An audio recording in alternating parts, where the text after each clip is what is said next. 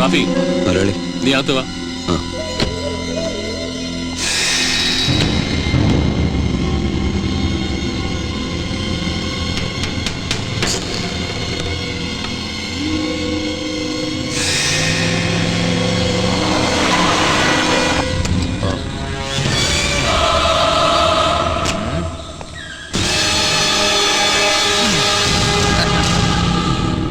താനെന്തിനാ കാണണമെന്ന് പറഞ്ഞത്? മടുത്തിടോ. വേണ്ട എന്ന് സ്വയം തീരുമാനിച്ചാലും വിട്ടൊഴിയാൻ കഴിയാത്തതായും ചിലതൊക്കെ ഉണ്ടാവും. താനൊന്ന് നേരിൽ കാണണമെന്ന് പറഞ്ഞപ്പോഴേ ഞാൻ ഊഹിച്ചു. ഗോവിന്ദ,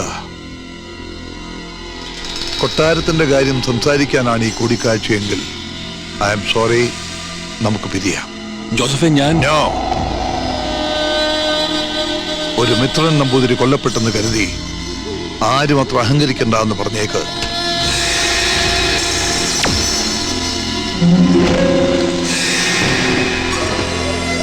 എടോ, താൻ ധരിക്കുന്നത് പോലെ എല്ലാ കാര്യങ്ങള്.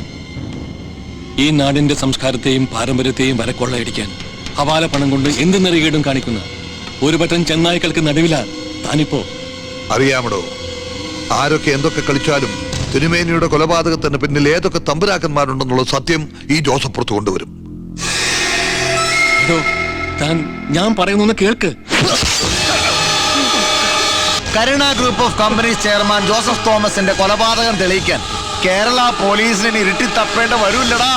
നോക്ക് സാറേ, ക്യാമറ ഫോണിന്റെ ടെക്നിക്കൽ കണ്ട. എന്ത് നോക്കി പേടിപ്പിക്കണത്? കൊടു, എവിഡൻസ് കൊടു സാറേ.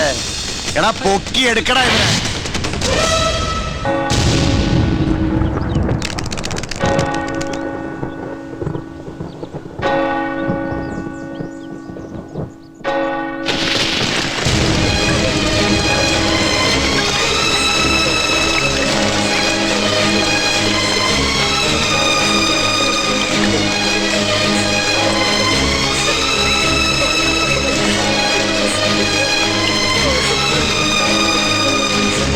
മക്കളെ,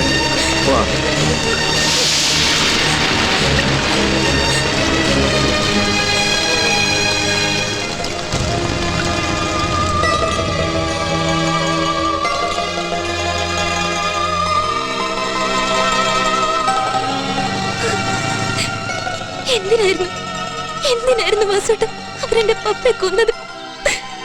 ഇത്രയും വലിയൊരു ചതിയായിരുന്നു അവരുടെ ഉള്ളിൽ നടന്നിരുന്നെങ്കിൽ കൊളപ്പള്ളിയുമായുള്ള കോംപ്രമൈസ് മീറ്റിംഗിന് ഞാൻ അനുവദിക്കില്ലായിരുന്നു എന്റെ പപ്പയെ. കൊട്ടാരം സ്ഥലവും മാത്രമല്ല, മേടയുടെ തറവാടിന്റെ മുഴുവൻ സ്വത്തും കൊടുക്കാൻ ഞങ്ങള്. പകരം ഞങ്ങളുടെ പപ്പയെ തിരികെ തരാൻ കഴിയും അവർക്ക്? ഈ ചോദ്യങ്ങൾക്കുള്ള ഉത്തരങ്ങളൊന്നും എന്റെ കയ്യിലില്ല. പക്ഷെ ഒന്ന് ഈ വാസുവിന് അറിയാം, കൊളപ്പള്ളി അണ്ണൻ അത് ചെയ്യില്ല. അത് ഈ വാസുവിന് ഉറപ്പാ.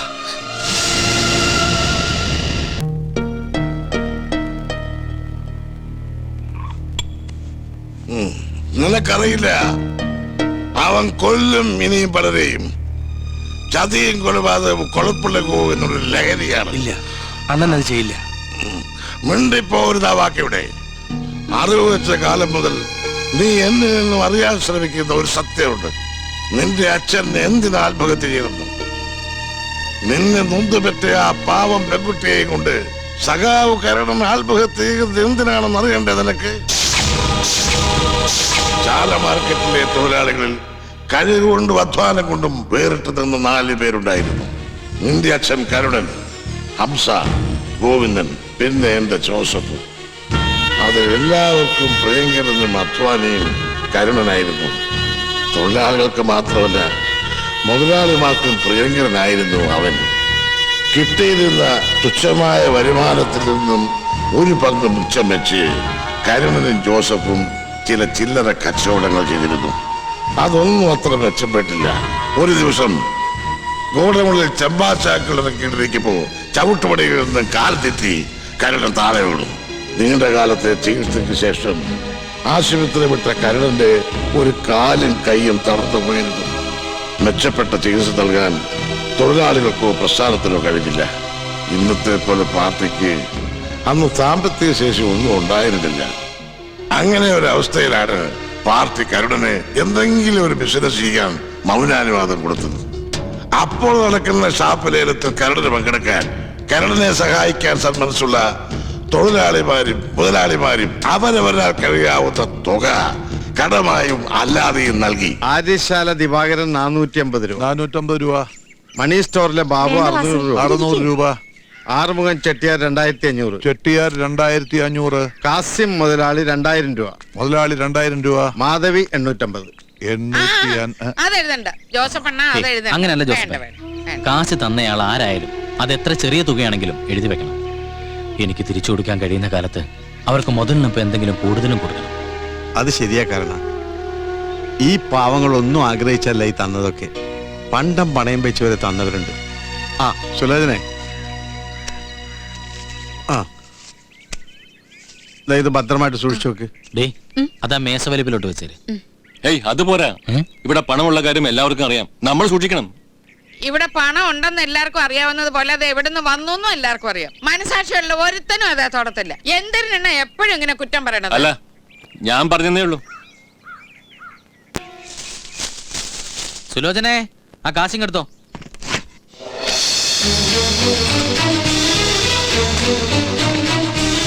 എന്നാ നമുക്ക് പോവാം.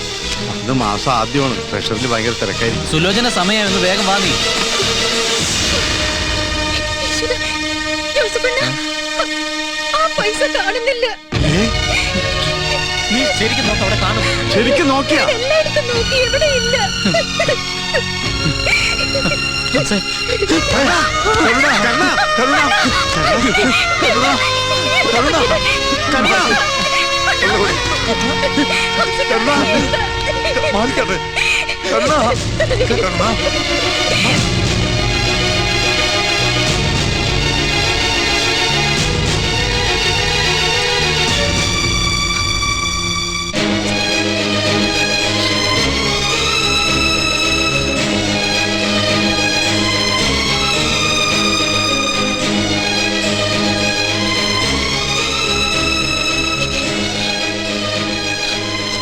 നമ്മുടെ പൊന്നിനെ ഒറ്റയ്ക്കാക്കി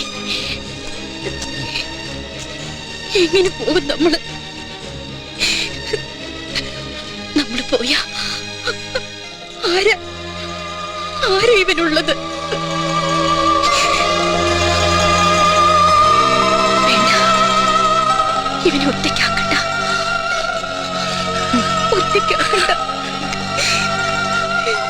എന്താ സുലു ഇത്? എല്ലാവരും സ്വന്തം മനസ്സാണ് നമ്മളെടുത്ത തീരുമാനമല്ലേ ഇത്? ഒന്നും അറിയാത്തവനെ എങ്ങനെ? നമ്മളിൽ ഒരാളിത് ചെയ്യണം. നമ്മുടെ കുഞ്ഞിനെ നമ്മൾ തന്നെ. അതിന് നമുക്ക് കഴിയുമോ സുലു? ആരും ഇല്ലാതിരുന്ന് എന്നെ വളർത്തിയത് ചാലച്ചന്തയാ. പക്ഷെ ഇവൻ ആരും ഇല്ലാത്തവനാവില്ല. ഇവന് ഹംസ ഉണ്ടാവും, ജോസഫ് ഉണ്ടാവും, അമ്മയുടെ സ്നേഹവും ലാളനെയും കൊടുത്ത് മാധവി ഉണ്ടാവും. ഇവൻ അനാഥനാവില്ല സുലു.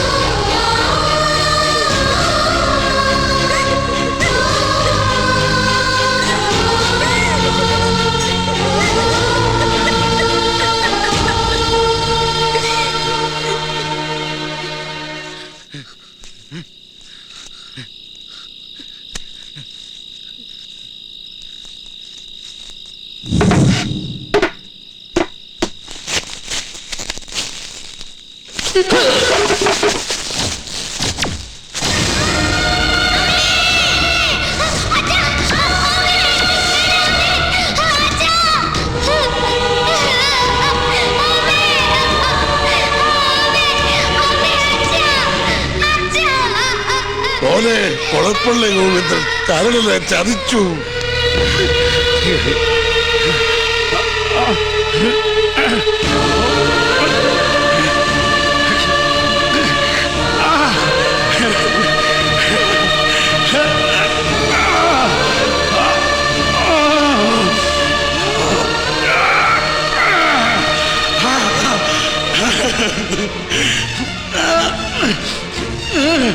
ആ